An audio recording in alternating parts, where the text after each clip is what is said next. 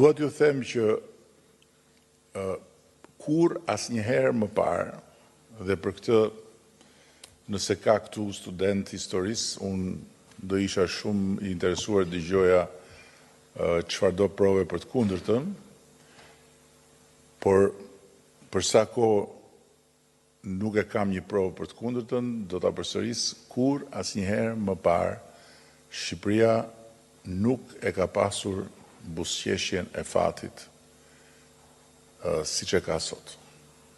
Kur them sot, në këto vitet të fundit. Asnjëherë Shqipërisë nuk i ka buzëqeshur fati në sensin e të ardhmes së mundshme të njerëzve për të qenë të lirë, për të qenë të barabartë para ligjit dhe për të pasur në dispozicion jo një vend 28.000 km², por një kontinent të tërë si vendas. Është dukur si buzëqeshje e fatit me siguri momenti kur populli shqiptar është liruar nga pushtuesit. Është dukur me siguri si momenti i ardhjes një kohe barazie dhe lumturie, dita kur populli shqiptar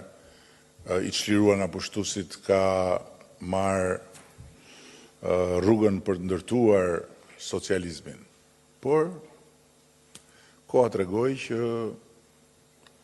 nuk ishte rruga drejt parajsës, por ishte rruga drejt ferrit.